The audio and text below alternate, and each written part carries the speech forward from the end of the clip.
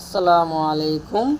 তোমরা কি একটা কথা বলো ভাই বন্ধুরা, যে সবচেয়ে সবারই আগে তোমার যেখানে কাজ করতে যাবা, বুঝতে পারলা, যে আগে ঠিকাদার কেমন, ফর্ম কেমন, থাকা খাওয়া দাওয়া কাজ কেমন, এগুলো দেখবে পাইলে, বুঝতে পারলা।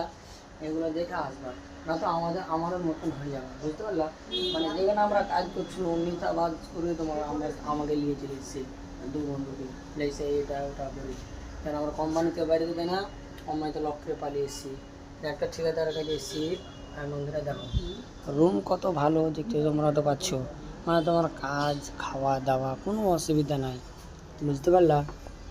সেটা বুঝতে বলছি, তুমি যেখানে যাও সবচেয়ে আগে যে ঠিকাদার কেমন, তোমার কাজ কেমন, খাওয়া দাওয়া কেমন, এগুলো দেখে তারপরে আসবে, বুঝতে পারলা।